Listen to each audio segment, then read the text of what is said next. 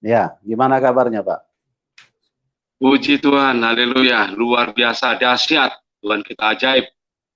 Ya, Pak, posisi duduknya mungkin bisa geser ke kanan dikit, Pak, supaya lebih presisi di kamera. Geser ke kanan dikit, ke kanan. Ya, Ini Pak, oke. Kameranya agak dituruni sedikit.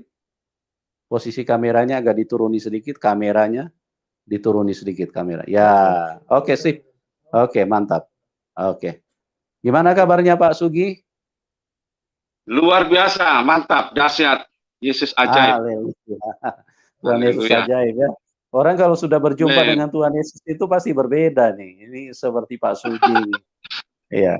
Beda, haleluya, beda jauh kalau belum ketemu Tuhan ya. Kalau amin, haleluya. belum ketemu Tuhan bawaannya curigaan, emosi, ya, terus segala macam ketakutan, ya. Oke Pak Sugi, terima kasih ya sudah hadir dan mau berbagi dengan teman-teman supaya yang lain bisa dikuatkan dan yang belum kenal Tuhan Amin, Yesus bisa tercerahkan dan juga bisa amin, tersadarkan agar mereka amin, jangan sampai beriman kepada yang bukan Tuhan, tapi mereka anggap sebagai Tuhan. Oke Pak, waktu dan amin. tempat saya serahkan kepada Pak Sugi untuk saksikan mulai dari latar belakang dulu. Silakan Pak. Oke, terima kasih Pak Yusuf, ya salam buat semuanya. Saya bersyukur hari ini saya bisa berjumpa, ya, sudah lama saya punya kerinduan, saya ingin bersaksi ketika saya masuk ke menjadi Kristen, pengen saya dulu bukukan jadi satu kesaksian, tapi mungkin dulu masih keadaan masih tabu, ya masih ya bimbang sana bimbang sini. Tapi saat ini dengan adanya media multimedia yang sudah tidak bisa ditutup-tutupin, sehingga saya punya keberanian untuk menyaksikan bagaimana pengalaman pribadi saya bertemu dengan Tuhan Yesus, saya dijamah percaya kepada Tuhan Yesus. Oke, perkenalkan nama saya Sugiyarto. Sugiyarto, saya lahir di Desa Kelampok, Perunggahan Kulon, Kota Tuban, Kecamatan Semanding, Jawa Timur. Ya, saya lahir di bulan Maret tahun 1968. Ya, saya lahir dari 9 bersaudara. Dari 9 bersaudara, saya nomor 6. Kalau dari orang Jawa, kembar ada cewek-cewek, ada cowok-cowok. Tapi saya lahir kembar cewek sama cowok. Jadi dampit. Kalau orang Jawa bilang itu kembar dampit. Jadi itulah kenapa nama saya dikasih Sugiyarto dan kembar saya cewek. Ya pasti namanya tidak Sugiyarto lagi. Nah, berbeda. Nah, oke. Saya nomor 6 karena 19 kalau menurut orang Jawa itu ketika lahir kembar siapa yang lahir duluan itu adiknya itu, dan kebetulan saya waktu lahir itu adik saya yang cewek duluan keluar, kemudian saya menyusul. Nah, kalau dari tradisi orang Jawa itu justru yang lahir duluan itu adiknya, yang lahir belakangan itu abangnya, kakaknya, karena istilahnya kalau orang Jawa kalau berjalan itu dia adiknya pasti di depan, jadi bukan di belakang ditinggalin. Nah, seperti itu. Jadi kenapa saya nomor 6 dari 9 bersaudara? Jadi jujur memang saya tidak pernah berpikir, saya tidak pernah membayangkan sama sekali bagaimana kekristenan, bagaimana tentang Tuhan Yesus. Saya tidak pernah sedikit pun berpikir oleh ke situ. Karena saya ya lahir dari latar belakang keluarga yang Muslim, ya, Muslim fanatik, Muslim taat, ya, dan melakukan sholat 5 waktu, ya, dari keluarga besar kami, dan itu semua kita lakukan dengan sungguh-sungguh, dengan ketaatan yang sungguh-sungguh, karena memang di dalam kepercayaan kami memang tidak ada agama lain yang paling benar di hadapan Allah, hanya agama Islam yang paling benar. Ada satu kalimat Al-Quran dikatakan inna dina indallahil Islam, Jadi sesungguhnya tidak ada agama yang paling benar di sisi Allah adalah agama Islam. Jadi tidak pernah terpikir untuk memasuk Kristen, tidak pernah terpikir untuk menjadi Kristen dan percaya kepada Yesus. Itu tidak ada sama sekali kepikiran seperti itu. Ya, dan di dalam masa kecil kita sudah belajar mengaji.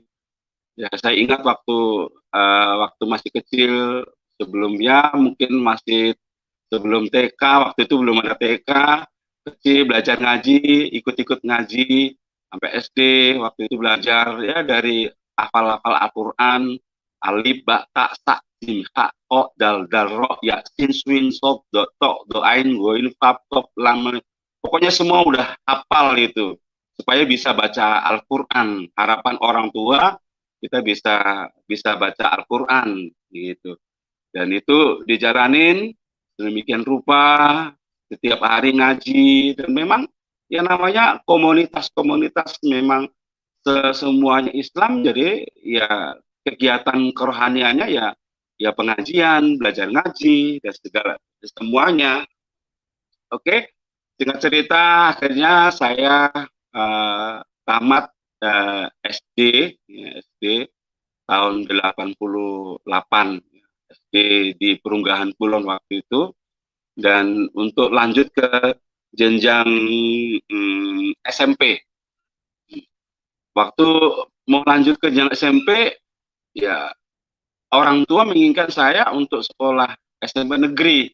Tapi pada saat itu mungkin ya karena mungkin terlambat pendaftaran atau gimana, akhirnya pilihan orang tua dan kami akhirnya memang dapat SMP negeri, tapi SMP Sanawiyah Negeri Tuban. Itu saya masuk di situ. Nah, disitulah mulai saya masuk ya, mulai lebih lagi belajar tentang keislaman, tentang syariat Islam. Di situ diajarkan ya banyak hal di situ tentang paham fanatisme, bagaimana Islam itu adalah agama yang diridhoi Allah, agama Islam yang paling benar di sisi Allah, agama sebagai istilahnya wahyu yang diturunkan kepada Muhammad. Demikian. Ini belajar tentang syariat, ya banyak hal di situ saya belajar. Dan waktu SMP, waktu itu ada satu pelajaran syarat Islam, itu saya masih ingat benar, itu guru saya mengajarkan bahwa kita sebagai seorang Muslim itu tidak boleh masuk gereja.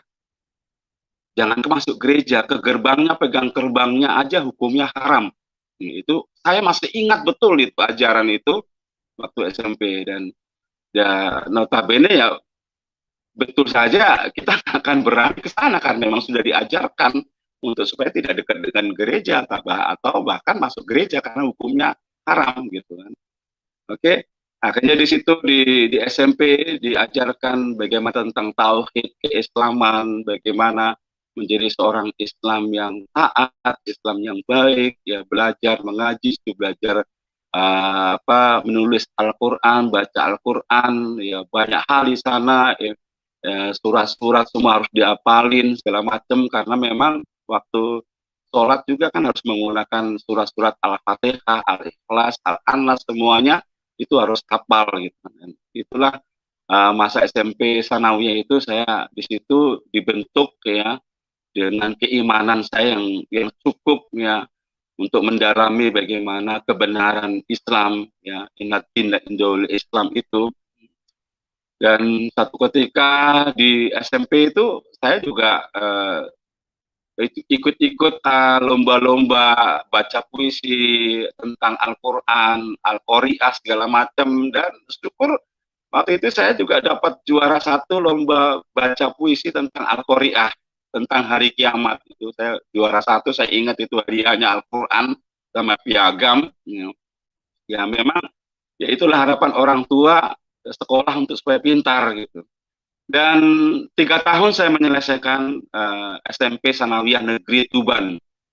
Dan kemudian akhirnya untuk lanjut ke tingkat lebih tinggi lagi SMA, akhirnya saya mendaftarkan diri masuk karena memang dari sanawiyah, dan dia harus ke madrasah aliyah supaya lebih dalam lagi untuk supaya lebih mengerti tentang keislaman, tentang kesalehan, ketaatan di dalam Islam itu. Ya, akhirnya saya masuk ke aliyah dan diterima di sana. Ya, memang kebetulan yang punya madrasah aliyah itu, kalau orang Jawa bilang masih keluarga sendiri, masih manggil saya masih mbak saya sendiri yang menjadi kepala sekolah gitu di tempat itu. Jadi madrasah aliyah negeri Tuban. Ya. Itu saya di sana ya, sekolah, dan memang pemahaman tentang keislaman lebih padat, lebih mengerti, lebih kuat, lebih kokoh, ya. Dan tanpa terasa semakin mengerti ajaran Islam, semakin membuat saya lebih fanatik lagi bahwa di luar sana itu tidak ada agama yang paling benar dan hanya agama Islam. Dan di luar sana, yang di luar Islam semuanya kafir. Mereka orang-orang yang tidak beragama Islam dan orang-orang yang kafir, yang tidak percaya kepada Allah Subhanahu wa taala, yaitu maaf saya menyebutkan ya, seperti itulah.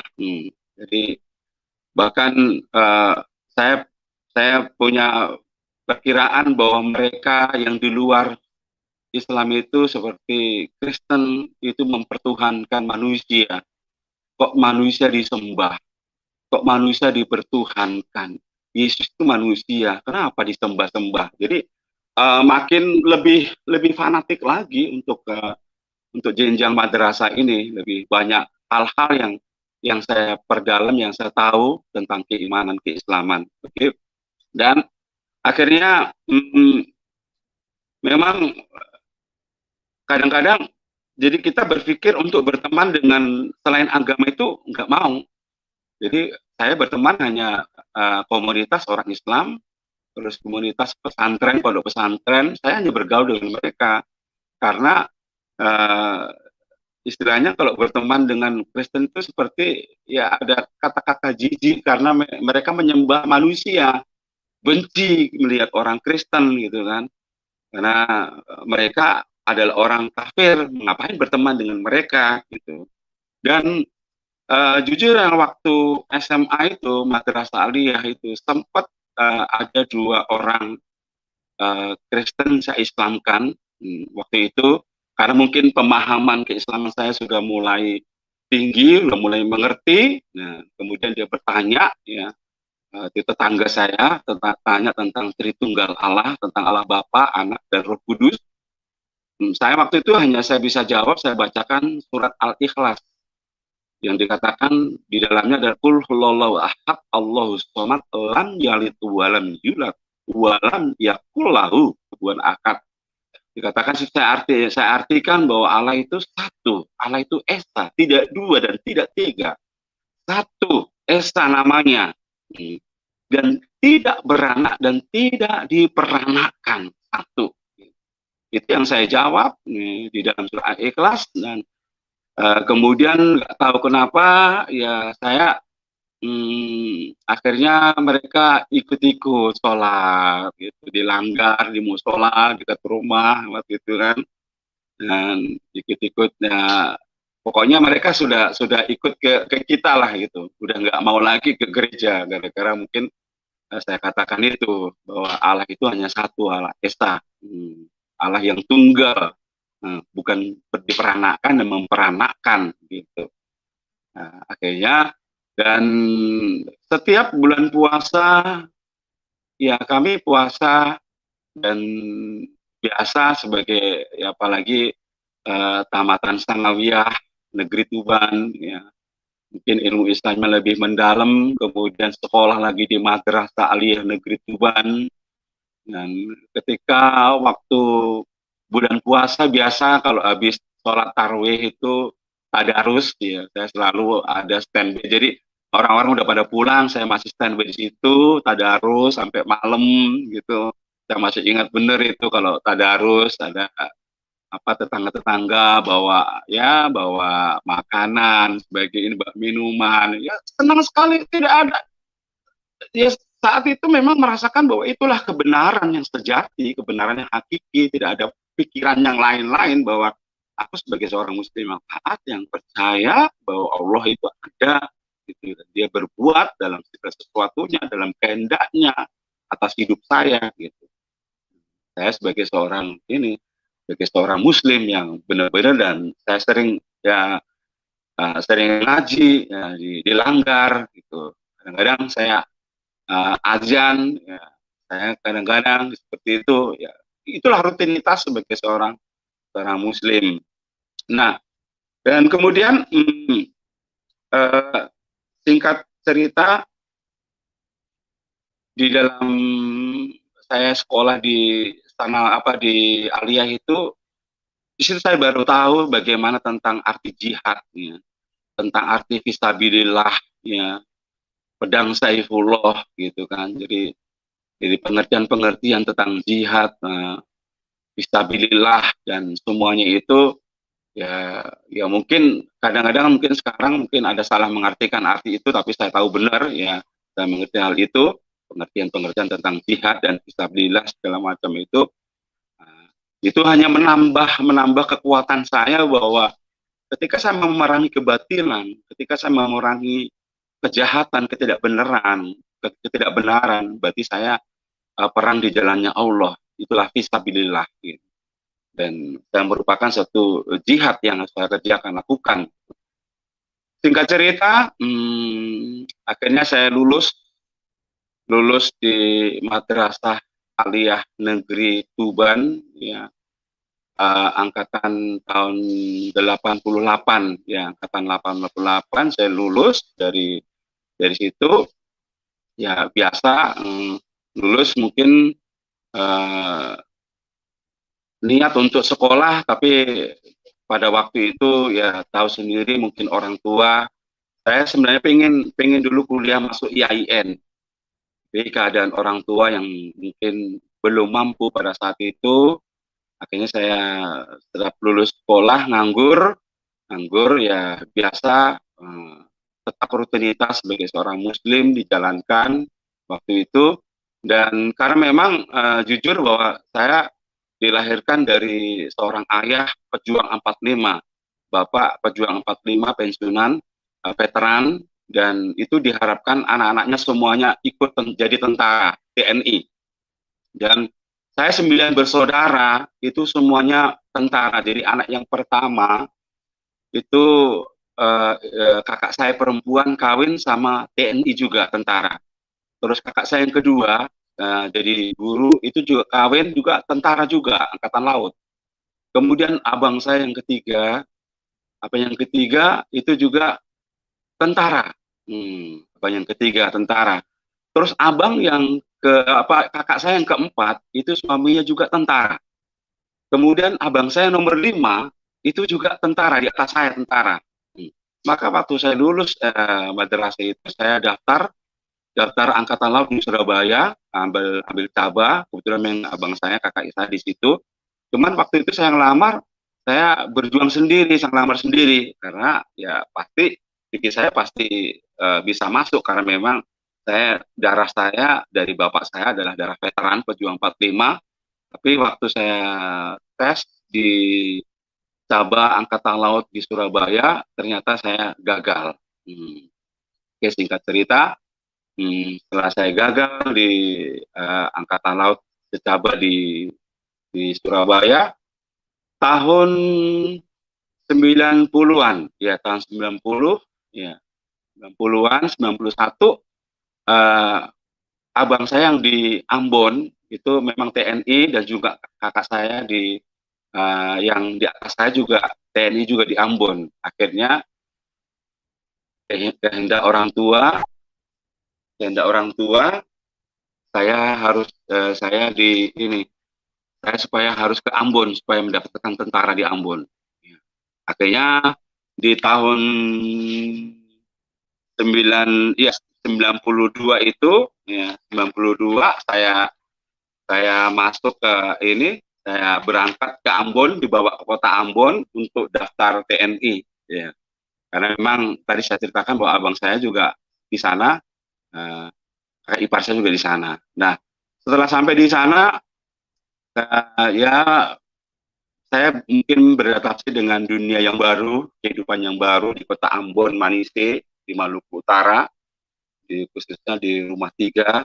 Saya di sana ikut kakak ipar saya, kakak saya, dengan harap, dengan cita-cita saya bisa jadi tentara TNI, dan akhirnya saya di sana menetap di Ambon, ya biasa tiap hari, namanya juga ikut saudara, tiap hari mengerjakan segala sesuatu kehidupan, ya masak, ya ada keponakan saya, semua saya kerjakan dengan ikhlas, dengan tulus, karena memang supaya cita-cita bisa terwujud. Dan tidak berapa lama, kira-kira belum setahun, ya hampir setahun, waktu itu ada mahasiswa yang dari Medan, dari Sumatera, itu yang tembus Sipenmaru. Jadi mereka dikirim ke Ambon untuk sekolah di Unpati, Universitas Patimura. Kemudian dia kebetulan tinggal di depan rumah kakak saya, dan kalau waktu biasa, kalau waktu mereka keluar mau mandi tuh nembak airnya, kebetulan airnya ada di rumah kami gitu, pas di samping depan gitu. Jadi di situ kami kenalan, kan orang baru biasa memperkenalkan mas gitu. Akhirnya di situ kami berkenalan dengan orang Batak, ada yang bilang ada yang marga Manurung, ada yang marga Sidaputar, ada yang Ginting, ada yang Sitanggang. Tapi saat itu saya belum paham bener pasti marga Batak, orang Batak. Ya maklum saja karena memang kami hidup sebagai rakyat orang desa yang belum bergaul keluar. Jadi pada saat di Ambon yang menemukan suatu pergaulan baru, ketemu dengan suku-suku lain, itu ketemu orang Batak segala macam gitu, kenalan, ada yang marga Manurung, ya. Oke, singkat cerita, waktu itu perkenalan, ya saya Sugiarto, ya anaknya, ya adiknya Pak Tajam gitu. Terus kami berteman baik setiap pagi, mereka juga ini, kami kadang-kadang ngobrol di depan gitu kan. Dan satu yang menjadi inspirasi buat saya, mereka tentang ini moto hidup mereka orang Batak ini. Jadi mereka kuliah itu walaupun istilahnya, walaupun orang tua bertani, bercocok tanam di kampung, tapi rela untuk membiayai anaknya supaya anaknya bisa sekolah, kuliah, bisa jadi orang berhasil. Itu yang saya agak tertarik dengan moto mereka. Jadi apapun yang dikerjakan orang tua di sana, yang penting anaknya bisa sekolah sampai kuliah dibiayai. Nah, singkat cerita, kami bergaul, kami memiliki punya pemahaman, sikap, pemahaman baru, suatu motivasi hidupnya. Mereka bisa kuliah, terus saya pikir kenapa saya tidak. Jadi dari situ saya timbul ingin kuliah gitu, timbul ingin kuliah seperti mereka gitu. Nah, enak mungkin kalau kuliah ya sarjana gitu kan. Dan memang di keluarga saya belum ada yang kuliah, mereka semuanya pada angkatan semua gitu. Akhirnya saya punya keinginan untuk kuliah. Nah, singkat cerita, akhirnya keinginan saya utarakan. Abang saya di atas saya di Ambon, saya datangin, Mas gitu. Saya rencana mau kuliah, Mas. Kuliah gimana kalau saya kuliah aja gitu kan. Wah, Mas saya udah mulai mikir, dari mana kok di biaya sekolah, duit sopo, nanti duit, nggak ada uang. Mau sekolah, mau kuliah segala itu biayanya gede, biayanya besar. Mau duit konti golein. Ya, tapi saya punya keinginan yang besar, ingin kuliah memang. Akhirnya abang saya kurang begitu merespon untuk saya bisa kuliah. Dan saya bilang juga sama abang ipar saya, sama kakak saya, bahwa saya ingin kuliah gitu. Mas, saya mau kuliah aja. Sama jawabannya. Jadi, ngapain kuliah? biayanya bondone gede, ora sanggup. Kamu kan Rene kan harus jadi tentara, kok harus kuliah bareng. Ya, tapi karena saya sudah tertanam dengan ya motivasi yang orang Batak itu, saya kayaknya kerindu besar ingin kuliah gitu.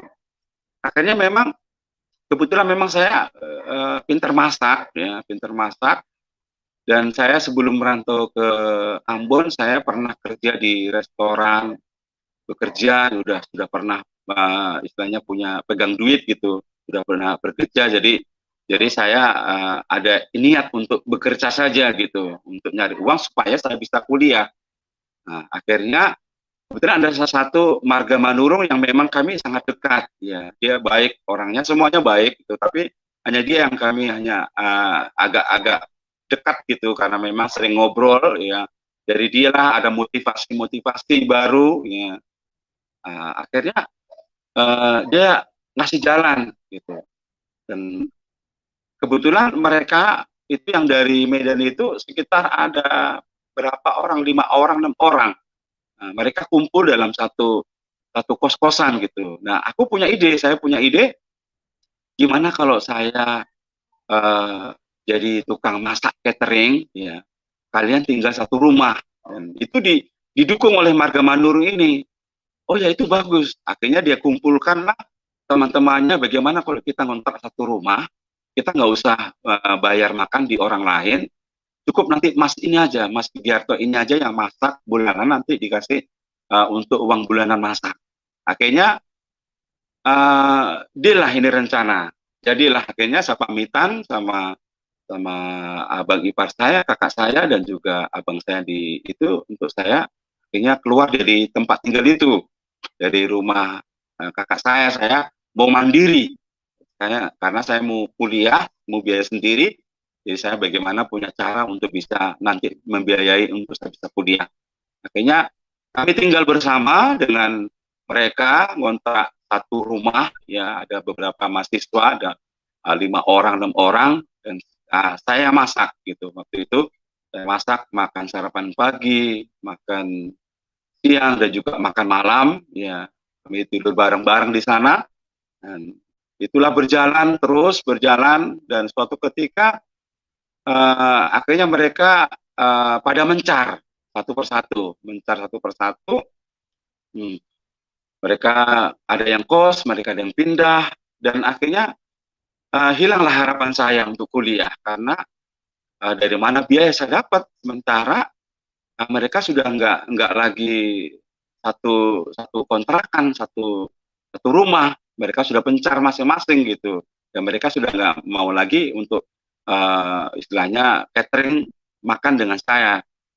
Akhirnya singkat cerita, satu inilah marga Manurung ini yang memang saya lihat punya apa ya, kalau mungkin bahasa sekarang, punya kasih ya. Dia sangat memperhatikan saya, dia sangat perhatian, dia sangat kasihan melihat saya, dan akhirnya dia punya rencana, udah Mas, nggak usah takut, nggak usah ini, gimana kalau Mas saya modalin aja, Mas jualan, gitu kan. Akhirnya betul, ya, dia terima uang sekolah waktu itu, zaman dulu tuh dapat terima uang sekolah 300.000 dari abangnya ya untuk uang sekolah, dan itu dipersembahkan untuk saya supaya saya bisa ada modal untuk jualan. Ya, akhirnya saya terima uang itu 300.000, saya mulai berjualan sayur di pasar. Ya memang saya dari keturunan ibu saya memang seorang pedagang ulung, seorang usaha yang ulung untuk membiayai bagaimana 9 orang ini ya. Ya mungkin nurun dari situ. Saya jualan di pasar, waktu itu pasar Rumah 3 ya, pohon mangga di Ambon, saya jualan sayur ya, pagi-pagi belanja, dan memang saya ada suatu kepribadian yang luar biasa yang saya lihat dari teman saya yang marga Manurung ini. Walaupun dia kuliah, tapi dia disempatkan juga dan mungkin saya untuk jualan, dia bantu-bantuin. Sampai kami seperti ya akrab dengan mereka orang jualan, punya saudara di sana, saling menopang satu dengan yang lain. Dan waktu itu saya masih belum ada kepikiran untuk saya percaya Yesus, belum ada kepikiran. Saya masih menjalankan keislaman saya dengan taat. Dan kadang-kadang tiap hari kami berdebat soal agama, tentang agama Kristen dan Islam segala macam. Ya, saya tetap membenarkan diri bahwa saya lah yang paling benar. Tidak ada agama lain di dunia ini yang paling benar dan hanya agama Islam. Itu yang saya pegang, itu inna dina indallahil Islam, itu yang saya pegang teguh. Dan akhirnya akhirnya kami jualan, ya, terus berjualan, dan akhirnya kami merambah jualan sayur. Akhirnya merambah, saya mau jualan bakso, ya, jualan bakso, beli gerobak, ya, jualan bakso di daerah sana, ya, di Rumah 3 situ, ya. Dan memang kemauan saya besar untuk bisa kuliah gitu. Jadi saya berusaha bekerja, apapun saya kerjakan, lakukan supaya ada biaya untuk saya nantinya kuliah, karena memang saya sudah terekam image saya harus kuliah, saya harus sarjana gitu. Ya, akhirnya saya jualan bakso, dan saya memang lihat, sekali lagi saya bukan apa ya, saya mengagumi kepribadian yang Marga Manurung ini, teman saya ini. Ya, tetap dia juga dampingi saya waktu jualan bakso, ikut kalau habis kuliah gitu, habis kuliah di mana gitu, dia samperin saya ketika saya sudah jauh, disamperin dia, itu didatengin, gimana Mas jualannya? Nah, lumayan, alhamdulillah gitu.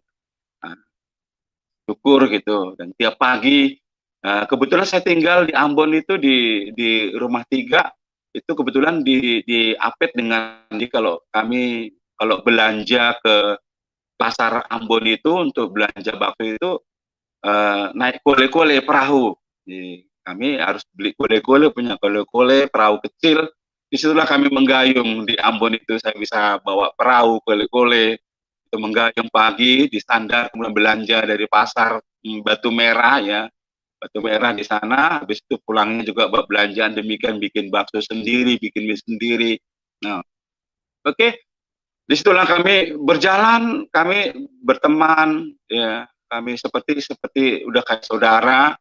Saya dianggapnya abangnya, ya, saya anggap dia adik saya. Kemudian akhirnya kami berubah lagi usaha. Akhirnya kami punya toko kelontong. Kami buka toko di pasar, ya, punya toko di pasar. Dan saat buka toko itu kami akhirnya sudah mulai agak ada kehidupan lah, ada uang mungkin untuk biaya-biaya segala macam. Dan rencana mau kuliahkan kakaknya teman saya ini. Kalau orang Batak dibilang itoknya, dan itu juga sudah saya anggap itok saya. Akhirnya dari Tobelo dia panggil Mangole, dipanggil untuk datang ke Ambon supaya bisa kuliah, karena di Mangole kerja. Dan kebetulan waktu itu ada sedikit modal dari Mangole dibawa ke Ambon. Itulah kami pakai modal untuk jualan, buka toko kelontong, jualan beras semuanya. Akhirnya kami kontrak satu rumah. Ya, kontrak satu rumah, disitulah kami tinggal, itu saudara perempuan dia, kakaknya, terus teman saya ini, ya, Manurung ini, dan juga dengan saya. Nah, singkat cerita kami ngontrak satu rumah di Pohon Mangga, itu dekat dengan rumah kakak saya, nggak terlalu jauh. Tapi karena memang saya sudah hidup mandiri, jadi mereka sudah tidak memantau lagi, sudah mereka lepaskan, ya, saya udah punya kehidupan sendiri, saya udah jualan, ya udah tahu bahwa saya punya jualan di pasar, jual bakso segala macam. Dan waktu itu ya mereka lihat saya mungkin ya maju mandiri, nggak ini, mereka lepaskan gitu. Akhirnya udah, nah walaupun mungkin kami bersama-sama bertiga, ya, saya dengan Manurung, dengan ya, kakaknya, ya, tapi untuk keyakinan saya tetap keyakinan saya tetap bertahan. Dan tiap hari kadang-kadang kami berantem, berdebat, ya, soal agama, soal keyakinan. Nah, saya pernah berkata, ya kamu hati-hati loh, nanti kamu saya Islamkan loh. Saya ancam dia, karena udah ada loh orang Kristen saya Islamkan loh. Nanti kamu juga nanti saya Islamkan. Tapi dia nggak terlalu, dia biasa-biasa aja. Tapi saya memang ya bagaimana keinginan menggebu-gebu kayak keislaman saya gitu kan. Dan singkat cerita di tahun 93 ya, singkat tahun 93 saya pernah mimpi saya dulu dilahirkan ingat saya waktu masih kecil, saya dilahirkan kata bapak saya masih keluarga ningrat, darah ningrat Banyumas ya, Banyumas Jawa Tengah ya. Jadi bapak saya itu punya peninggalan keris pusaka. Nah, peninggalan orang tua waktu itu. Hanya bapak saya yang kuat megang pusaka itu. Yang lainnya nggak mampu karena memang bapak saya anak yang pertama. Kemudian saya ingat waktu kecil itu kalau keris itu nggak dikasih mandi, itu ada suara apa? Suara lemari itu berisik, blodak, popo. Itu biasanya suara apa? Suara keris yang karena belum dimandiin, lupa dimandiin. Jadi itulah tradisi kejawen waktu itu. Dan waktu itu keris itu kebetulan memang hilang. Hilang karena bukan hilang dari tempatnya, tapi waktu itu bapak sama ibu mau pergi kemana, keris itu dititipkan ke keluarga, gitu kan.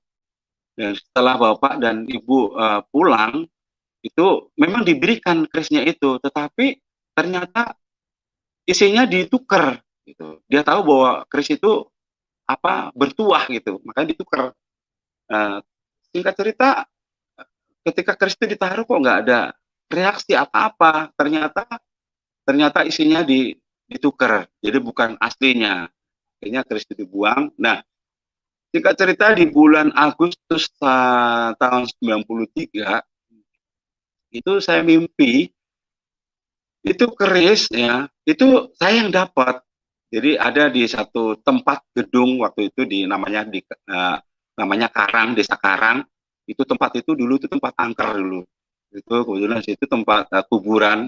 Di situ waktu itu orang lewat situ aja merinding ketakutan, apalagi malam. Angker banget gitu, ketakutan pokoknya lewat situ. Nah, dalam mimpi itu ada satu gedung itu dia bergoyang, bergetar, luar biasa. Kenapa gedung ini kok bisa bergetar? Kenapa gedung ini kok bergoyang sedemikian rupa? Horak kalau orang Jawa misalnya horak gitu. Nah, aku penasaran, saya masuk ke gedung itu, ternyata di dalam gedung itu ada pusaka. Lah ingat itu keris bapak saya dulu, gitu kan. Karena saya merasa itu buah keris bapak saya ambil keris itu.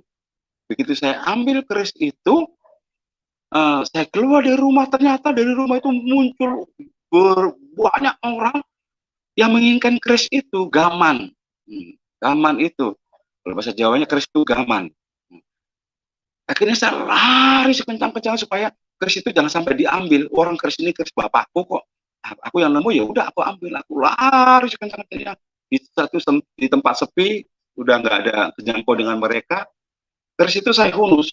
Ya, saya tarik begitu, keluar cahaya biru semua menyinari wajah saya, menyinari tubuh saya. Nah, saat itu saya terbangun. Tapi saya nggak berpikir itu mimpi apa gitu, ya nggak terpikirkan lah apa arti mimpi itu. Nah, suatu ketika saya mimpi lagi, mimpi saya berada dalam satu rumah, ya, dan satu rumah. Saya lihat kok di luar seperti ada cahaya terang banget, cahaya gemilau dari angkasa, dari langit.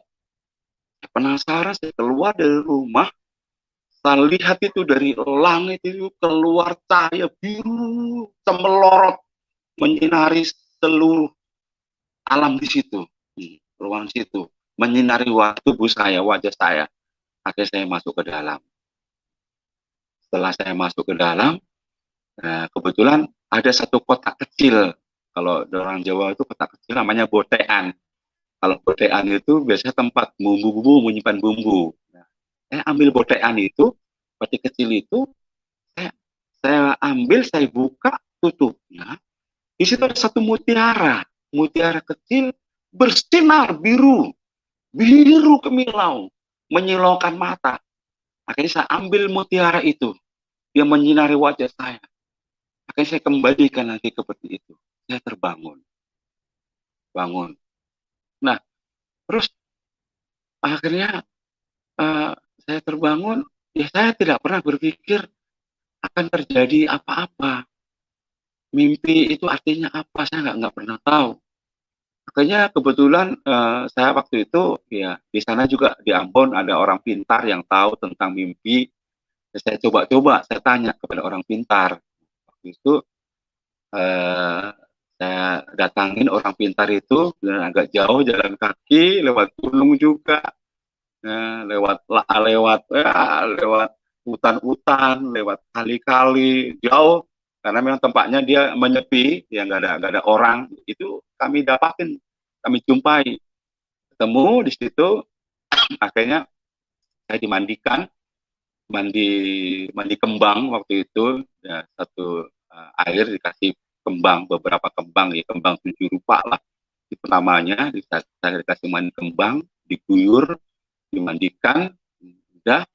Nah, setelah dimandikan ya mungkin dibaca-baca, diapain gitu, kemudian ditanya gitu. Terus akhirnya saya tanya tentang arti mimpi. Kemudian saya katakan apa arti mimpi saya.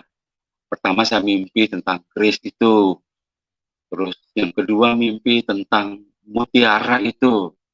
Nah, terus dia bilang diartikan mimpi ini, arti mimpimu itu suatu saat nanti kamu akan dapat kemuliaan.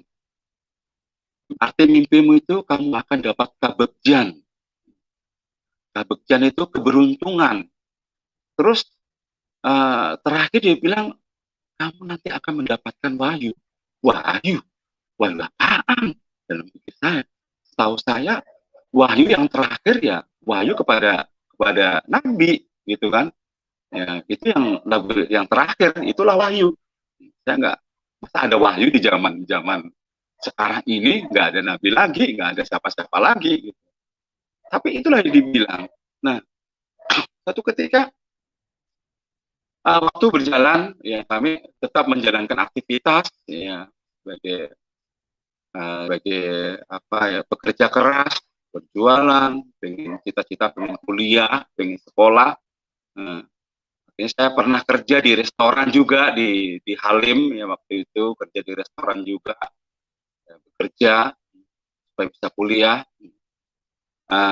Singkat cerita, di bulan November kalau salah November ya, ketika pagi hari ketika jam-jam sholat subuh, saya ke kamar mandi biasa, saya mandi pagi, mau sholat subuh gitu kan. Nah, tidak tahu kenapa ketika dalam saat mandi itu seperti saya mendengar suara tanpa rupa. Ono suara tapi tanpa rupa. Dan suara itu benar-benar kuat di dalam pikiran hati saya. Suara itu berkata, baca Alkitab, baca Alkitab, baca Alkitab. Saya ingat itu 3 kali. Suara itu begitu lembut, begitu kuat. Dia menyarankan saya untuk saya harus baca Alkitab. Akhirnya secara tidak langsung saya merasakan bahwa suara itu benar-benar merasuki dalam hidup saya, ya, dalam hidup saya.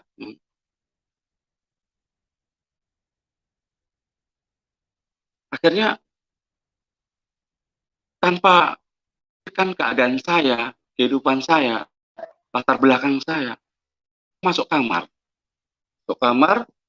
saya kemudian tutup pintu, tutup jendela. Saya di situ ambil kebetulan memang di kamar itu ada saudara saya memang dia memang Kristen, ada Alkitab, saya ambil Alkitab.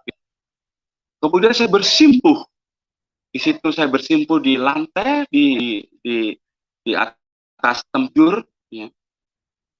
Saya bersimpuh, saya menangis sejadi-jadinya.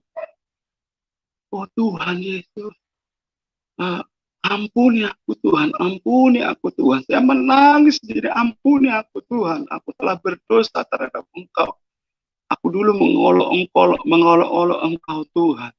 Aku dulu mengatakan bahwa Engkau adalah manusia yang disembah. Mereka orang Kristen mempertuhankan manusia, mempertuhankan orang kafir, manusia disembah-sembah. Saya menangis, saya minta ampun Tuhan, sekarang saya minta ampun Tuhan, saya mau percaya Engkau Tuhan Yesus, saya mau yakin bahwa Engkau adalah Tuhan, saya mau mengakui bahwa Engkau Yesus adalah Tuhan. Kalaupun orang Kristen mereka bilang Yesus Tuhan, Tuhan saya percaya, saya mau mengatakan bahwa Engkau Tuhan, Engkau Yesus Tuhan. Saya menangis, jadi minta atas segala kesalahan saya di masa lalu dan fokus kepada Tuhan Yesus. Saya percaya Engkau Tuhan. Kayaknya beberapa menit, hampir setengah jam, 1 jam, saya dalam tangisan terseduh-seduh yang hebat, yang luar biasa.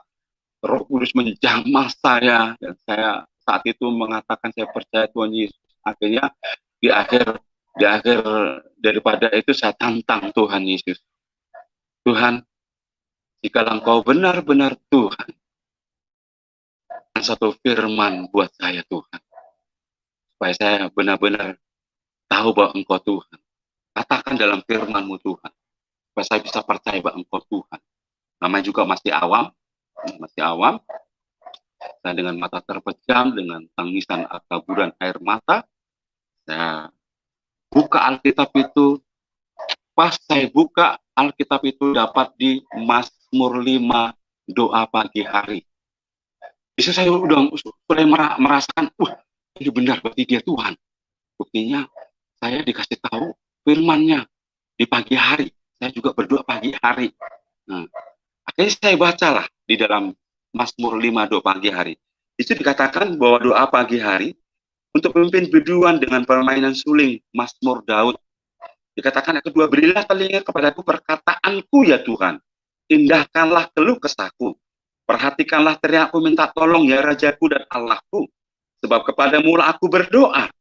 Tuhan, pada waktu pagi Engkau mendengarkan seruanku. Pada waktu pagi Engkau mengatur persembahan bagimu. Dan aku menunggu-nunggu. Aku merasakan sudah mulai ada titik terang. Ada satu kebenaran yang saya sudah peroleh. Kemudian ayat 5 dikatakan, sebab Engkau bukan Allah yang berkenan kepada kefasikan. Orang jahat tak akan menumpang padamu. Pembual tidak akan tahan di depan matamu. Engkau membenci semua orang yang melakukan kejahatan. Engkau membinasakan orang-orang berkata bohong. Tuhan jijik melihat penumpah darah penipu. Seperti ada satu layar, ini saya dulu. Ini manusia lama saya dulu. Ini kepercayaan saya dulu. Seperti itulah pengertian yang saya digambarkan pada saat itu. Lidah mereka seperti kubur. Dan dikatakan di ayat 10, sebab perkataan mereka tidak yang jujur. Batin mereka penuh kebusukan. Kerongkongan mereka seperti kubur ternganga. Lidah mereka merayu-rayu. Biarlah mereka menanggung kesalahan mereka ya Allah. Bila mereka jatuh karena rancangannya sendiri, buanglah mereka karena banyaknya pelanggaran mereka, sebab mereka memberontak terhadap Engkau. Ini saya merasakan bahwa ini kepercayaan saya dulu. Ini agama saya dulu. Seperti itulah gambarannya. Nah, di ayat 8 dikatakan, tetapi aku, berkat kasih setiamu yang besar, aku akan masuk ke dalam rumahmu, sujud menyembah ke arah bait-Mu yang kudus dengan takut akan Engkau. Di situ saya sudah merasakan berbunga-bunga, merasakan damai sejahtera yang luar biasa yang saya alami. Seperti saya mendapatkan juru selamat.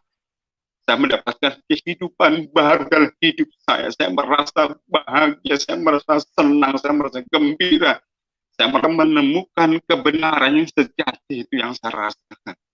Nah, saat itu benar-benar 180 derajat beralih. Langsung saya percaya, kalaupun orang Kristen percaya bahwa Yesus engkau Tuhan, saat ini Tuhan saya percaya bahwa engkau Yesus Tuhan. Engkau Tuhan, memang engkau benar-benar Tuhan. Kalau mereka mungkin mengatakan engkau 100% manusia, 100% Allah, iya, saya katakan engkau manusia dan engkau juga Allah, 100% manusia, 100% Allah, dan engkau turun ke bumi. Makanya di situ saya merasakan sukacita yang dahsyat, dan itu nggak lama prosesnya saya menjadi Kristen.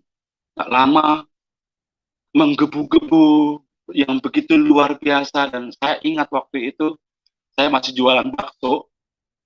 Ketika pagi saya berdoa, udah berdoanya udah lain ya, udah berdoa dalam nama Tuhan Yesus, engkau Tuhan. Jadi seolah-olah saya dorong gerobak bakso itu di awang-awang itu seperti Tuhan Yesus itu selalu ada mengiring saya, seperti mengikuti saya setiap kemana saya pergi. Itulah saya merasakan luar biasa cinta yang luar biasa kepada Yesus Kristus. Makanya saat itu juga saya katakan buat saudara saya yang tinggal satu rumah, yang warga Manurung dan Buru Manurung itu, saya mau ke gereja. Mereka kaget terbelalak. Loh, kok kamu ke gereja? Ini, iya, saya mau ke gereja. Saya mau ikut kalian. Saya mau percaya Yesus. Saya sekarang iman saya kepada Yesus. Kayaknya ya namanya ke gereja kan mesti pakai celana. Waktu itu saya belum punya celana, jujur ya. Saya ya, masih pakai sarung, itu selalu saya bawa kemana-mana, sarung, sajadah, dan peci. Ya. Itu nggak mungkin saya ke gereja bawa sarung. Yang akhirnya pinjam tetangga. Kebetulan tetangga ya, ada ini orang Abon ya, marga Sepakua ya. Nah, pinjam celananya, kebetulan mungkin pas saya pakai, disitulah saya pertama kali gereja. Wah, saya rasa damai sekali berjalan ke gereja bersama teman-teman yang lain ke gereja. Udah damai banget, tak bisa terbeli oleh apapun. Akhirnya disitulah mulai setiap mata melihat, setiap telinga mendengar. Duh, itu kan adiknya Mas Tajam. Kok dia ke gereja? Loh, kok dia sama-sama ini ikut ke gereja? Kebetulan ke gereja yang dekat waktu itu. Ada situ gereja di Batalion di Sipur 5. Ada gereja di aku gereja di situ. Dan waktu itu ya banyak memang tugas di situ, para tentara di situ, pada kenal semua, latar belakang saya, keluarga saya, semua kenal karena memang sudah lama di situ. Akhirnya setelah sampai gereja, ya sukacita. Sukacita, tetapi itulah benar dikatakan firman Tuhan, karena namaku engkau dibenci, engkau dikucilkan, engkau dicaci dan dimaki. Dan ketika saat itu terdengarlah berita bahwa saya diberitakan itu adiknya Pak Tajam sudah masuk Kristen, sudah ke gereja. Mungkin mereka pikir aku Kristen itu karena memang ada kakaknya yang orang Batak ini, warga Manurung itu, itoknya gitu istilahnya, orang Batak. Mungkin aku pacaran sama dia atau kawin sama dia, mungkin dia pikir seperti itu, padahal kami sudah menjadi bagian seperti keluarga. Ya sudah mengerti sedikit-sedikit bahasa Batak, belajar lah gitu. Dan akhirnya kedengar ke abang saya dan kakak saya. Dan saat itu singkat cerita datanglah panggilan keponakan saya. Alito, iya, itu Bapak panggil tuh, Bapak panggil supaya datang ke rumah. Ada apa? Dia tahu, ada perlu. Akhirnya anak yang utusan pertama saya nggak mau datang. Kemudian utusan kedua datang. Alito, Alito dipanggil tuh Bapak sama Mama tuh. Katanya mau bilangin, ada mau diomongin. Pak Duto datang juga. Iya, iya, saya bilang iya, nanti saja. Tapi kalau perlu datang juga sendiri. Ada apa? Saya sudah mulai ada ketakutan, memang ada ketar-ketir juga, pasti mengenai ini, udah tersebar. Akhirnya saya nggak datang, putusan yang ketiga paling gede. Kami teriak, Pak Leto, Bapak, dan Mama semua marah itu. Pak Leto dipanggil, sudah datang ke sana. Mau ada yang mau dibicarain. Akhirnya saya nggak datang. Saya tahu nih, maksudnya apa saya sudah datang. Akhirnya saya nggak datang dalam ketakutan. Saya panggil, kebetulan di situ ada banyak majelis, waktu itu majelis gereja, ya, di situ saya panggilin mereka, saya datang, tolong bantu saya, dampingi saya, soalnya kakak saya akan datang ke rumah. Gitu. Nah mereka ya memang mengenal, dan mereka sih bilangnya ia akan mendampingi, tetapi apa yang terjadi ketika abang saya datang, tidak ada satupun yang mendampingi saya, mereka pun ketakutan.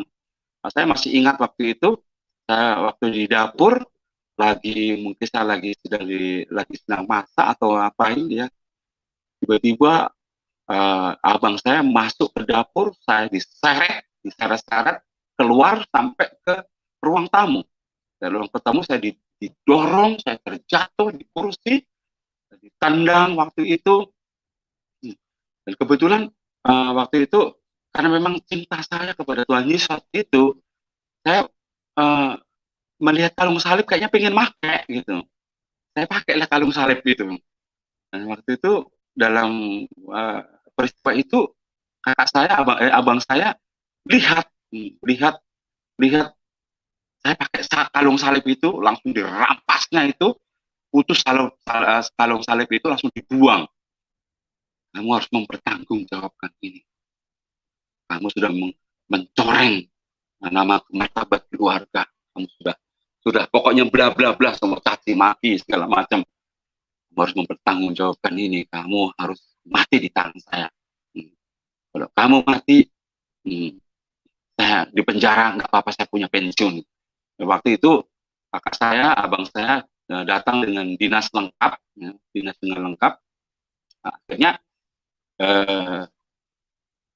pada saat puncak emosinya, kebetulan dia bawa pistol. Saya lihat dengan mata saya sendiri, itu tangannya mau mencabut pistol itu gemetar, saya lihat itu. Tapi nggak tahu, saya tidak ada rasa takut sama sekali. Nggak ada rasa takut sama sekali, karena justru pada saat malam itu saya diingatkan Tuhan saya untuk berdoa. Kebetulan saya berdoa, saya didapat di kitab Yesaya 54, di mana dikatakan di dalam ayatnya demikian, engkau akan ditegakkan di atas kebenaran, engkau akan jauh dari pemerasan, sebab engkau tidak usah lagi takut, dan engkau akan jauh dari kekejutan, sebab ia tidak akan mendekat kepadamu. Apabila orang menyerbu, itu bukanlah daripadaku. Siapapun yang menyerbu engkau, ia akan rebah melawan engkau. Sesungguhnya akulah Allah yang menciptakan tukang besi, yang besi. Kemudian di ayat 17 dikatakan, setiap senjata yang ditempa terhadap engkau tidak akan berhasil. Nah, itu aku udah dapat kekuatan. Jadi saya tidak takut. Ya nggak tahu kalau pada saat itu kakak abang saya bawa senjata lengkap gitu. Terus saya lihat tangannya gemetar, kram seperti nggak tahan mencabut, sampai terengos-engos kecapean, dia lepaskan tangannya, tapi dia nggak jadi mencabut pistolnya, tapi saya diancam, kamu harus mempertanggungjawabkan, kamu tetap harus rongrong, kamu harus mati di tangan saya. Akhirnya pulanglah abang itu, bagi pas saya ke rumah, udah di situ saya berlutut di kaki Tuhan, saya berdoa kepada Tuhan. Saya yakin percaya bahwa semua ini adalah Tuhan yang mau, bukan aku yang mau. Tuhan yang rencanakan, bukan aku yang merencanakan semua ini. Dan aku harus siap menghadapi segala apapun. Akhirnya singkat cerita, saya tetap ke gereja. Walaupun mungkin ada penganiayaan seperti itu, saya tetap ke gereja. Saya tetap ikutin. Dan suatu ketika memang saya jualan di pasar. Waktu itu waktu di pasar, Nah, kakak saya kandung saya itu menjumpai saya dipanggil di pasar itu pas saya belanja, udah marah-marah dia, kamu ini segala macam, kamu kamu mencurang, pokoknya semuanya caci maki segala macam dengan emosi yang tinggi. Kakak itu ambil pisau, saya mau ditusuk pisau itu, mungkin nggak tahu kenapa Tuhan gagalkan, dia tidak jadi menusuk pakai pisau. Kemudian dia ambil itu sapu lidi bonggolnya itu, itulah dipukulkan, di kena muka saya berdarah. Saat itu ketika berdarah itu banyak orang juga menjerit di sana, teriak, tolong, ada begitu. Tapi ada satu orang, saya dengar mereka kalimatnya, nama Tuhan dipermuliakan.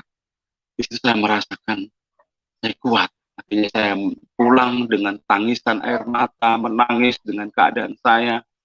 Tapi menangis bukan saya menangis ketakutan, bukan.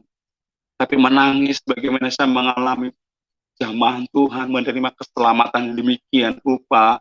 Saya mendapatkan tantangan, keluarga saya sudah mulai menjauhi saya. Tapi saya tetap kuat. Singkat cerita, akhirnya suatu ketika dipanggil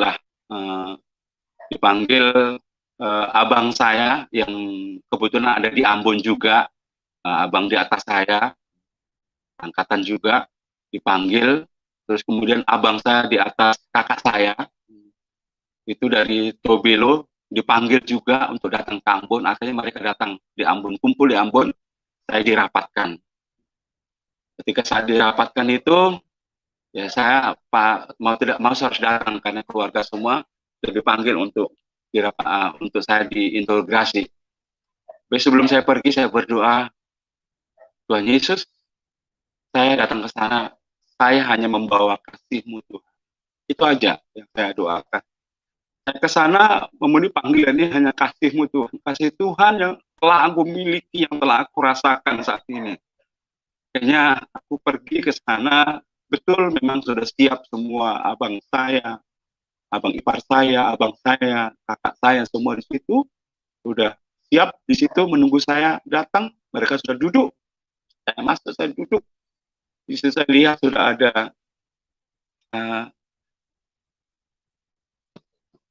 sorry, ini baterai saya low. Bagaimana Pak ini? Ya, bisa ada cas cadangan nggak Pak?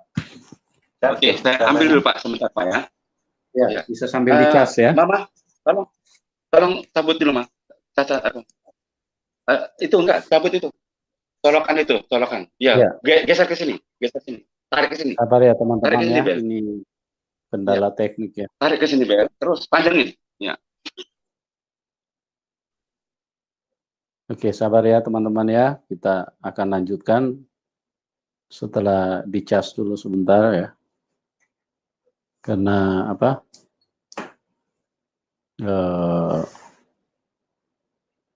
Perangkat yang digunakan mungkin tadi sudah baterainya tidak maksimal, jadi ini harus dicas dulu. Sambil dicas aja Pak, bisa? Saya pakai yang lain. Jadi cas nggak masuk, dia suhunya tinggi. Oh gitu. Coba pakai yang lain aja. Pakai handphone yang lain aja Pak. Oke, sini Bel. Ya, oke. Coba keluar dulu. Linknya sudah ada ya Pak? Linknya sudah ada di situ ya? Sudah ada Pak, sudah Pak. Bisa ya, memang bisa Pak. Kenapa? Oke, tunggu Pak ya. Bapak tinggal pindahkan ke handphone yang satu, jadi linknya Bapak tinggal klik di situ Pak. Ya, oke. Baik. Oke, ya Pak, tunggu ya. Sudah saya. Ya, oke Pak. Dipindahkan dulu, baru nanti Bapak keluar dulu, nanti masuk lagi gitu ya.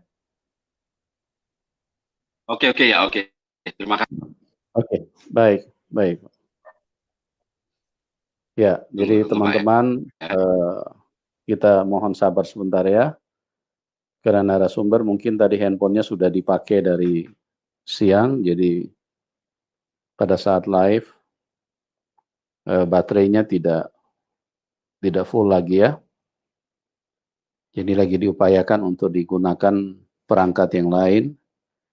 handphone yang lain supaya kesaksiannya bisa dilanjutkan.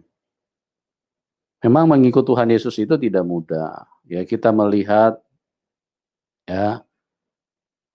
Jadi seperti narasumber ini dan narasumber-narasumber yang lain, mereka itu sangat sangat tertekan, dipersekusi, dianiaya baik batin maupun juga fisik.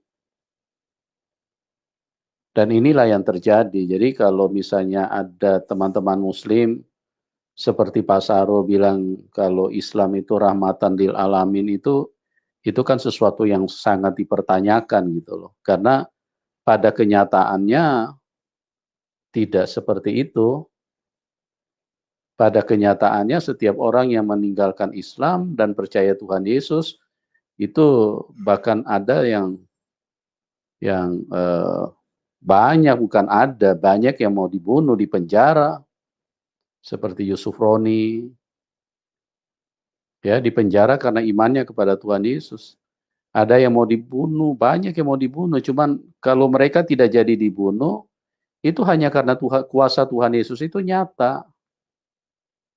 Tapi kalau menurut mau ikuti alur daripada konsep agama Islam, orang yang meninggalkan agama itu hukumnya harus dibunuh.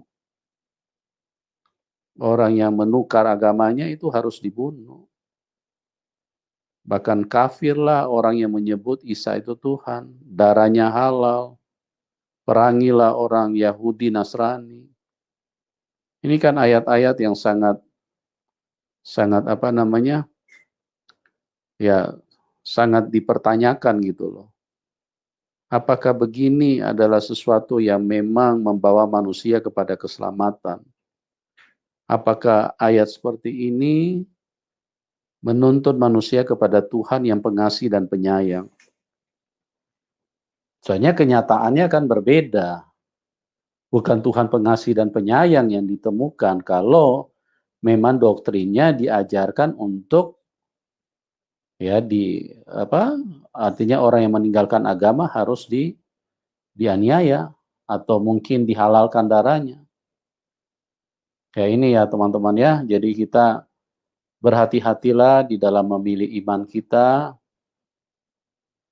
berhati-hatilah dengan perjalanan hidup kita yang singkat, agar kita memiliki satu kehidupan yang penuh dengan bahagia.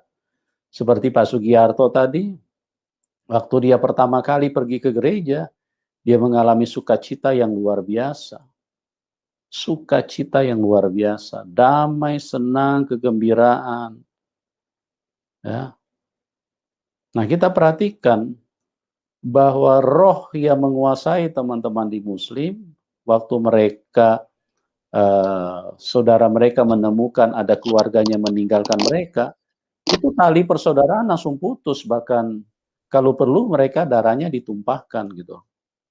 Oke, kita sudah tersambung kembali dengan Pak Sugiarto. Posisi handphonenya Pak mungkin bisa diputar supaya model Ya, tidur, Pak, landscape. lagi, ya, betul Pak. Ini masih saya pakai handphone sebelah, dia tidak mau sambung lagi. Ya, pakai handphone lagi. Ya, oke, Aduh. bisa Bapak putar Pak, model posisi handphonenya. Kayaknya masih break Pak. Tunggu lagi Pak. Ini kayaknya ada trouble Pak. Halo. Oh gitu. Ya, Ini, Mas. kita tunggu Pak. Sebentar ya teman-teman ya. Ya, nanti Pak Sugiarto bisa masuk lagi ya. Kita sedang upayakan teman-teman supaya ini. Ya memang jaringan internet seringkali tidak stabil ya. Kalau kalau sesuatu lagi fluktuatif, nah kadang-kadang siarannya bisa terputus sebentar. Kadang-kadang bisa hilang, orangnya bisa tidak terdengar suaranya. Ya, jadi begitulah teman-teman bagaimana kehidupan realitanya. Makanya saya selalu katakan kepada kita bahwa di dalam hidup ini kita itu akan menjumpai dua kenyataan. Di satu sisi kita menjumpai kebaikan, tentu itu berasal dari Tuhan. Karena dia Tuhan yang baik, dia pengasih dan penyayang. Ya. Di satu sisi kita akan menemukan hal-hal yang jahat. Ya, kalau hal-hal yang jahat kan tidak perlu dijabarkan terlalu panjang.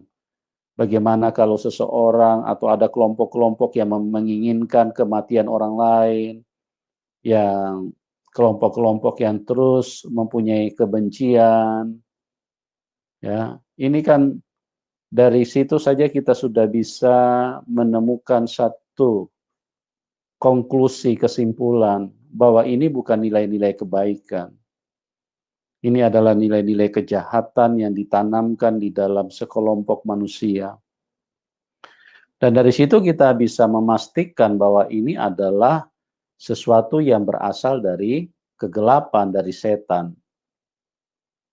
Dan jangan kita sampai tertipu, jangan kita sampai dibohongi, jangan kita sampai dibodohi, karena setan ini sangat licik. Setan ini hadir untuk menentang kebenaran. Dimulai dari Taman Eden ya teman-teman ya, bagaimana setan begitu ingin untuk supaya manusia menjadi bodoh dan tertipu. Jadi firman Allah itu disanggah, diputarbalikkan, disesatkan oleh perkataan dari setan. Tuhan Yesus berkata, jangan makan buah itu. Setan bilang, makan saja. Ya begitu juga kalau firman disampaikan, setan bilang, setan memakai orang-orang, jangan percaya, jangan percaya, jangan percaya. Ya, kalau firman Tuhan mengatakan, akulah jalan kebenaran dan hidup, setan bisikin di dalam telinga manusia, jangan percaya, jangan percaya. Ya, masa Tuhan lahir dari rahim wanita? Masa Tuhan mati di palang salib? Masa Tuhan, masa Tuhan, masa Tuhan? Itu pembodohan dari setan. Hati-hati ya teman-teman ya. Kami mengasihi Anda semua, bahkan termasuk Anda yang ateis, kami mengasihi Anda semuanya. Kami berbagi supaya semua kita bisa terselamatkan. Oke, kita tersambung kembali dengan Pak Sugiarto. Iya, Pak. Ya, halo. Ya, halo. Ya, halo Pak ya. Ya, suaranya dubbing nih Pak. Ya, suaranya dubbing nih Pak. Halo. Halo. Bapak, Halo. Ya, halo. Bapak lagi putar Bapak YouTube lagi Pak putar situ ya? YouTube Pak situ ya? Iya, tukar handphone Pak tadi yang ya.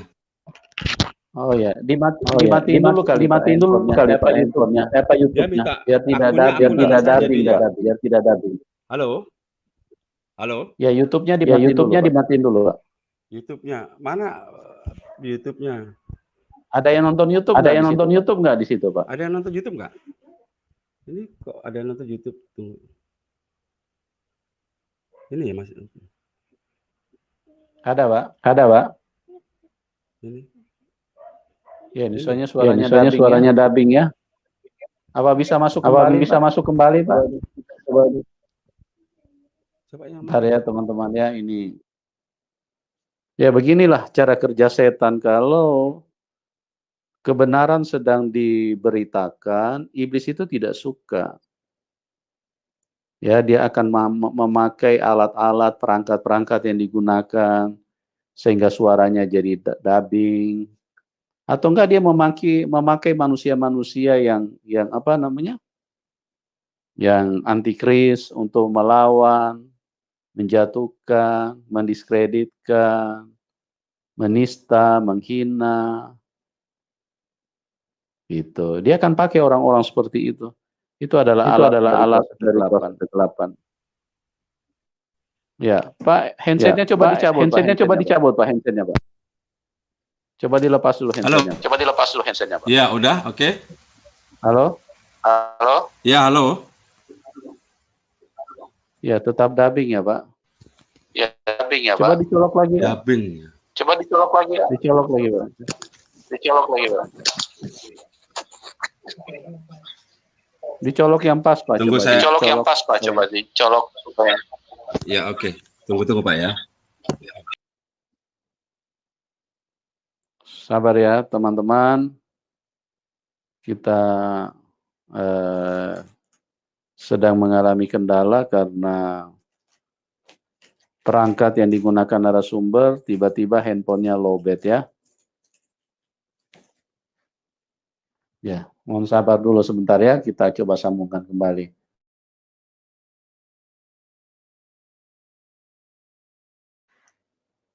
Ya, oke, kita terima dulu nih Pak Kaceh supaya ini sambil menunggu narasumber. Salam kemenangan Pak, salam sadar Pak Kaceh. Jangan di-mute Pak, jangan di-mute Pak. Jangan di-mute tombol suaranya.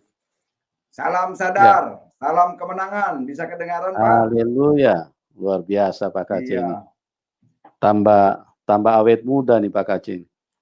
Kemarin itu muter-muter saja ini. Sekarang nggak ada yang ganggu, mah aman ini, lancar suara juga, nggak kayak robot ya. Iya. Saya udah tahu persis itu orang yang mengganggu. Biarkanlah yang mengganggu cepat dijamah Tuhan Yesus. Gitu. Iya Pak, sabar aja. Ya kalau tidak Memang ya begitulah. dijamah Biasa corona kuasa. terserah. Kuasa-kuasa kegelapan itu kan biasa begitu. Kalau kebenaran disampaikan, maka mereka itu kepanasan. Iya. Mereka tidak akan tahan dengan apa yang disampaikan. Ya. Karena Tapi, yang ajaran mereka itu ajaran jin. Orang nabinya aja dekat dengan jin. Ditanya di mana ayatnya Muhammad dekat Allah, nggak ada ayatnya. Jadi mesti pada sadar, saudara. Hati-hati saudara yang jadi jin loh, ya. Karena banyak jin yang masuk Islam. Tidak ada jin masuk Kristen, tidak ada jin datang ke salib, nggak ada tuh. Nggak ada dalilnya. Kalau jin masuk Islam banyak. Suratnya ada, surat 72 ayat 14. Banyak jin yang masuk Islam. Begitu. Hati-hati dengan Islam, itu banyak jinnya. Oh, yang kaya-kaya juga dapat dari kekayaannya dari jin, bukan dari Tuhan. Pak, kenapa? Pak Kaceh, saya mau tanya Pak, itu kalau jin masuk Islam itu apa disunat nggak jin-jinnya tuh Pak? Enggak, kagak ada itu disunat. Gimana nyunatnya? Kelihatan juga kagak. Tapi kalau Muhammad itu sering ngikat jin di tiang masjid di Mekah. Oh gitu. Diikat, ada hadisnya. Muhammad itu ngikat jin sampai pagi loh. Oh, untuk apa Pak? Untuk apa? Ya, biar tidak mengganggu orang sholat, karena jin itu suka mengganggu orang sholat. Begitu. Oh begitu. Bapak dulu waktu sholat pernah diganggu sama jin Pak? Iya, pernah diganggu sama jin. Dimasukin ke apa? Ke beduk itu. Oh, iya. Jadi pengajaran mitos kayak gitu udahlah dihilangkan. Ada baju Adam, celana sepeda Adam, udah hilangkan itu. Mitos itu. Iya Pak. Mendingan juga pakai baju buatan Indonesia ya Pak? Oh iya. Cinta tanah air. Cinta tanah air itu yang paling bagus. Terus kalau jin itu bersahadat itu bagaimana ya Pak mereka bersahadat? Nah itu dia, harusnya Ustaz bisa menjelaskan itu tentang sahadatnya jin. Gak ada itu, gimana cara bersahadatnya jin itu? Iya, agak aneh juga ya Pak ya? Itu pengajaran aneh-aneh aja lah. Jangan dipercaya Pak Yusuf Pak. Ya enggak, ini itu. Maksud saya bertanya kan Pak Kaceh kan dari situ dulu iya. Dari situ.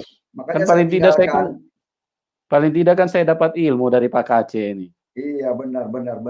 Makanya kepada para pendengar jangan percaya kayak gitu-gituan. Makanya saya tinggalkan ajaran begitu, ajaran mitos, nggak jelas. Orang kadang-kadang kalau nggak ngerti Pak Kaceh, orang anggap Pak Kaceh ini tidak punya pendidikan. Mereka kan nggak tahu aja kalau Pak Kaceh ini mantan wartawan. Saya sekarang juga masih wartawan Yesus, memberitakan tentang Yesus. Kalau wartawan kan pemberita, pemberi warta. Nah sekarang menjadi wartawan Yesus, begitu. Itu sogokannya lebih besar wartawan Yesus daripada wartawan dunia. Paling saya dapat dari Kapolres cuma 100.000 dulu. 150 diampauin pulang, cukup bensin, udah. Iya. Kalau Saya jadi sekarang pengen kan ketawa. malah ada juga yang nuduh-nuduh Pak Kaceh ini cuma kejar-kejar ini perpuluhan. Pak Kaceh ini orang Agak. kaya. Ah, Mereka nggak tanah tahu saya aja Pak Kaceh. Pak Kaceh puluhan ribu meter. punya tanah puluhan ribu meter loh. Iya. Ya, orang-orang yang ngomong belum tentu ada 100 meter tanahnya, Pak. Lah, itu dia. Rumah ngontrak jangan-jangan atau cicilan belum lunas di BTN. Iya. Makanya kalau dibuka begini baru mereka ini, Lah baru iya. mereka tahu siapa Pak Kaceh sebenarnya. Jadi saya ini wartawan harus mewartakan Indonesia, juga harus mewartakan kemerdekaan dunia. Jangan bikin ribut, jangan bikin kisruh. Gitu. Damaikan Indonesia. Ulama itu harusnya menenangkan umat, bukan memprovokasi umat supaya melawan pemerintah. Ulama koplok gitu. Kalau senal jeplit itu nggak pas tuh koplok namanya. Coba siapa tuh yang nggak pas, bunyi kalau dipakai jalan koplok koplok koplok koplok koplok gitu. Nah itu ya ulama yang belum pas. Kalau ulama yang sudah pas tuh adem ngomongnya kayak Jadudin MJ tuh. Ya, ada komedian Ustadz Iya. siapa itu? Lanjut tuh Pak Kaceh. Pak, ini narasumbernya kita lanjutkan dulu sebentar ya, Pak. Tadi ada kendala teknis. Oh iya, Ya, ya, oke, boleh. Pak. Saya dengan Pak narasumber Sugianto. juga boleh. Ya, baik. Kita sapa dulu nih Pak Sugianto. Gimana Pak? Sudah bagus Pak Oke. sinyalnya? Siapa? Baru puji Tuhan Pak. Oke. Haleluya. Haleluya. Silakan Pak, lanjutin Pak, silakan. Ya, oke. Saya sambung. Jadi ketika saya di sidang itu, saya sudah ditunggu, sudah diperhadapkan dengan mereka. Jadi duduk di tempatnya masing-masing. Saya lihat di atas meja ada segelas air putih di atas Al-Quran. Ya, mereka tantang kepada saya, ya sudah, gini aja, kamu minum aja air ini. Kalau memang benar-benar kamu dapat wahyu, memang benar-benar kamu dapat ilham, kamu nggak apa-apa minum. Tapi kalau kamu bohong, kamu mati minum air ini. Saya nggak percaya kamu wahyu segala macam, nggak percaya ini. Jangan-jangan kamu pelet sama orang Batak. Makanya saya tantang mereka karena memang ya, saya bukan sombong ya, karena memang saya yang mengenyam dunia pendidikan ibtidaiyah, ya sanawiyah, madrasah, saya lebih tahu mereka. Ya, saya tantang, terserah mau ayat apa aja mau diambil, terserah saya bilang. Akhirnya singkat cerita saya memberanikan untuk menerima tantangan mereka. Kalaupun mungkin saya udah dalam hati saya, kalaupun saya minum Tuhan, saya percaya kuasamu menyertaiku. Kalaupun aku haus, hausku pun jadi hilang. Makanya disodorkan itu air putih di atas Al-Quran dengan sumpahan. Begitu saya mau ambil, ditampel tangan saya dengan abang saya yang dari Tubilu itu, yang di atas kakak saya itu, di atas abang lagi. Nah, udah jangan diminum. Kita juga harus menghargai, ini kan kitab Al-Quran, kata abang saya ini di depan mereka. Ya udah nggak usah diminum.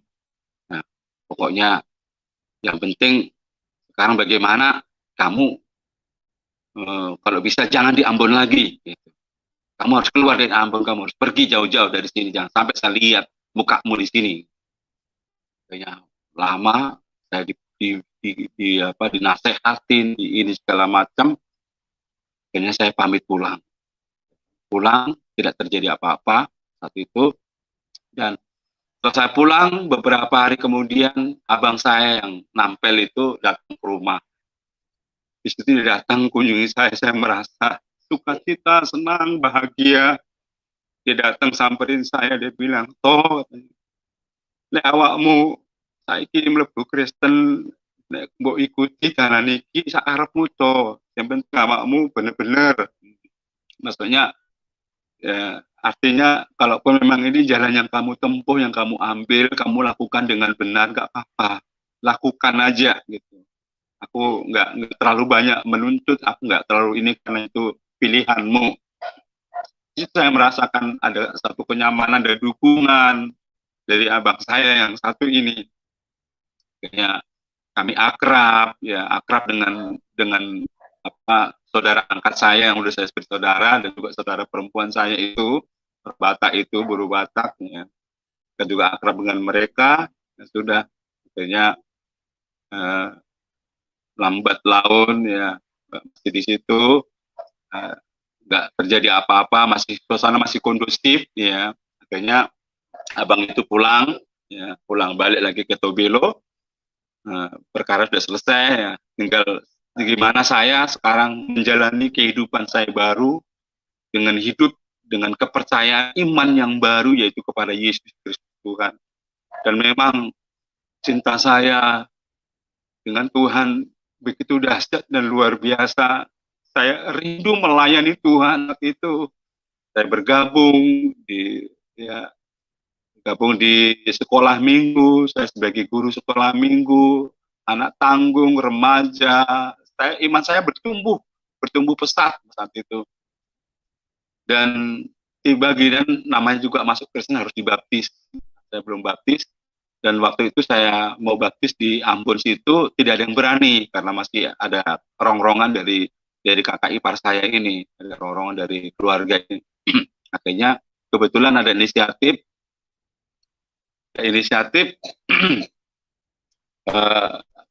ya udah gini aja Mas, kita kalau mau baptis kita pulang ke Sumatera aja, ke kampung, ke Medan, ke Sumatera gitu. Akhirnya kami merencanakan untuk ke Sumatera, pulang ke kampung. Hanya ditelepon, dengan kebetulan memang ada abang dari yang orang Batak ini di Tobelo mau pulang juga, kebetulan bersama. Akhirnya kami pulanglah ke kampung di Tanah Jawa, itu di Siantar, kampung orang Marga Manurung, dan itu ini kami pulang semua bareng. Ya, di situ saya sebagai orang asing memang, tapi karena sudah seperti keluarga bersaudara dengan Manurung ini, dan saya seperti dianggap bukan orang lain, dan saya dianggap anaknya. Kebetulan memang ada anaknya meninggal nomor 3, dan saya datang ya mengakui sebagai seorang anak. Dan mereka bersyukur banget, mereka bangga banget, ya. Dan sehingga anaknya lengkap 10 lagi. Ya, bukan 9, lengkap karena dengan hadirnya saya. Nah, situ saya dibaptis di gereja HKIP di Siantar waktu itu, dan nama baptis saya karena nama asli saya Sugiarto, saya dibaptis, dikasih nama baptis, dikasih nama Marojahan. Sugiarto tetap nama saya, ditambahin marga orang Batak, marga Manurung, gitu, dianggap seperti saya udah Manurung, dibikinlah nama itu, jadi Marojahan Sugiarto Manurung, gitu. Tanya apa arti Marojahan? Saya nggak tahu mak, gitu. Saya panggil aja mama udah. Ya arti Marojahan itu kalau bahasa Batak dang boidio jakon, maksudnya nggak bisa digoyang gitu, kokoh kuat. Gitu. Nah, seperti itulah imanmu, seperti itulah kepercayaanmu kuat. Gitu. Akhirnya selesai saya dibaptis di sana di gereja HKIP dengan saya punya surat tardidi, surat sidi, surat baptis, ya, dengan nama yang baru, Marojahan Sugiarto Manurung. Ya.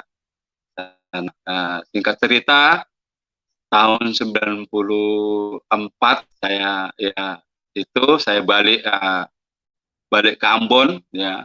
94 saya balik lagi, 3 bulan waktu itu saya di Medan, di Sumatera, sudah diakui menjadi anak nomor 3 pengganti yang meninggal itu. Saya sudah punya nama Marojahan Sugiarto Manurung, ada surat baptis saya. Nah, saya balik ke Ambon. Nah, selama 3 bulan saya juga belajar bahasa Batak, ya. Belajar bahasa Batak. Akhirnya saya di Ambon dengan aktivitas kegiatan pelayanan, saya menggebu-gebu melayani Tuhan, saya sekolah minggu, mengajari anak remaja, bahkan sempat menjadi guru teladan anak-anak sekolah minggu, ya. Karena memang disitulah bagaimana saya menerima keselamatan dari Tuhan itu yang tidak bisa dihargai dengan apapun, maka hidup saya akan sepenuhnya untuk Tuhan. Singkat cerita, ya, berjalannya waktu, ya, kami bersama keluarga menjadi saudara, dan yang guru Manurung itu sudah menjadi saudara juga, menjadi Ito saya panggilnya Ito sekarang. Kalau yang itu yang Manurung itu saya panggil adik saya, jadi adik saya, dan saya dipanggil abang. Kami bersama-sama di situ. Singkat cerita ya, tahun 97 saya merencanakan untuk hijrah ke Jakarta karena sudah pada mencar ya, kakak saya yang perempuan itu saya itu udah married ya, udah kawin sama orang sana, orang Ambon ya, udah nikah, terus tinggal saya sama adik saya dan merencanakan untuk hijrah ke Jakarta. Nah, setelah itu saya hijrah ke Jakarta tahun 97, tapi sebelum saya hijrah ke Jakarta ada 2 permintaan yang saya minta sama Tuhan. Tuhan, kalau aku nanti ke Jakarta nanti ada 2 yang saya minta dari Engkau Tuhan. Saya harus jadi pendeta, yang kedua istri saya harus berusida butar. Itu yang saya minta. Kemudian saya nyampe 97 di Jakarta, di Bekasi. Nah, di Bekasi khususnya, di situ saya tinggal sama, kalau orang Batak itu tulang saya tinggal di situ, di tempat tinggal di situ. Kemudian saya tahun 95 itu saya setelah balik dari Ambon, setelah balik dari Sumatera, dan setelah baptis itu saya sekolah di UKIM, Universitas Kristen Indonesia Maluku. Saya ambil fakultas teologi ya, saya lebih dalam lagi mengenal kekristenan itu. Saya kuliah di sana di 3, dan belum sempat selesai saya di 3, saya hijrah ke Jakarta 97, terus ya saya break dulu di Jakarta ya, beberapa tahun kemudian saya lanjut lagi sekolah di STT Jafrai di Kampung Melayu, Kampung Melayu, Jakarta Timur. Saya kuliah di situ. Nah, di tahun 98. Nah, 98 juga itu di tahun itu saya bergabung di gereja GKMI Sikina Glory Family. Waktu itu di Mayasari, saya bergabung di situ, saya ikut sebagai pelayan Tuhan di situ, saya melayani, saya bertahun-tahun di situ sampai pemuda, ketua pemuda, melayani segala macam, jadi singer, jadi worship leader, semuanya melayani sampai beberapa tahun kemudian saya dapat gelar gelar kependetaan di situ sampai pendeta pemuda, pendeta di situ di GKMI Sikina Glory. Nah dulu saya belum mengerti. Aku pikir kuliah teologi bisa mendapatkan kependetaan. Ternyata saya mendapatkan gelar pendeta itu dari kesetiaan pengabdian saya melayani di gereja itu. Dan itu yang saya minta Tuhan, memang saya jadi pendeta. Akhirnya nggak tahu kenapa ya, mungkin faktor ya ekonomi segala macam, saya nggak lanjutin kuliah saya di STT Jafri itu. Saya terjun melayani Tuhan. Saya melayani Tuhan, jadi main gitar segala macam ya. Kebetulan mungkin saya bisa nyanyi, ya, saya belajar situ nyanyi lagu-lagu pujian rohani.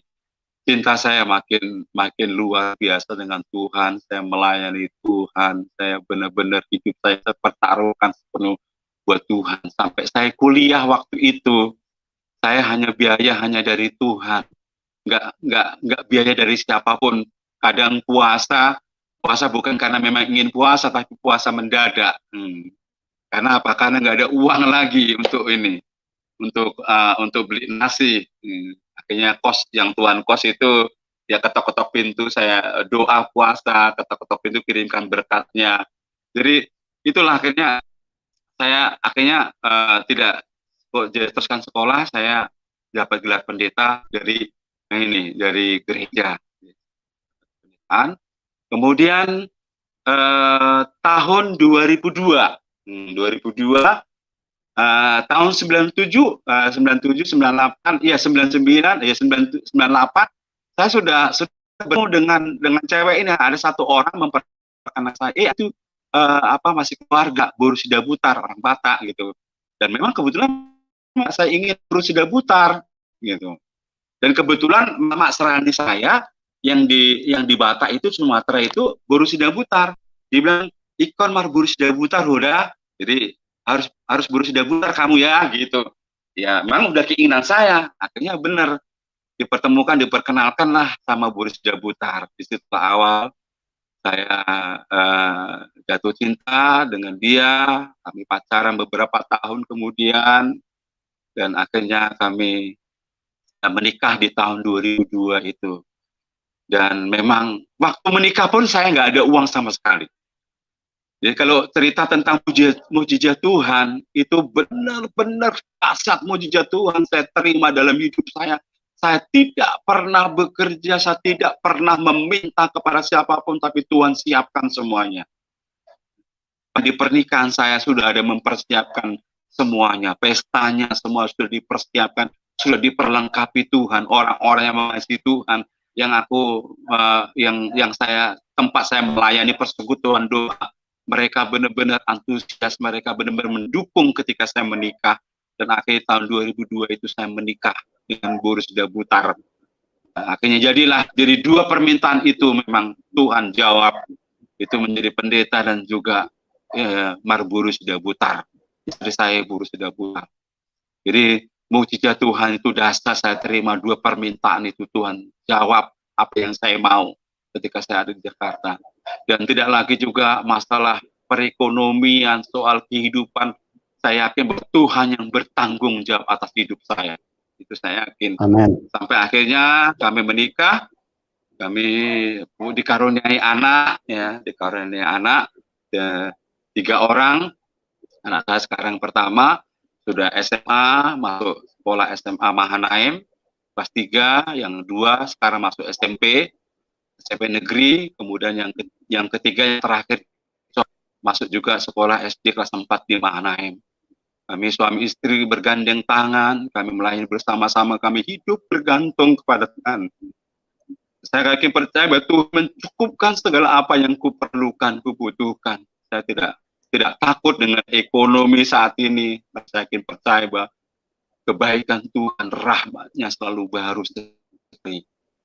Ya, itu mungkin saksian saya, Pak. Setelahnya pertanyaan boleh silakan. Terima kasih, Tuhan memberkati.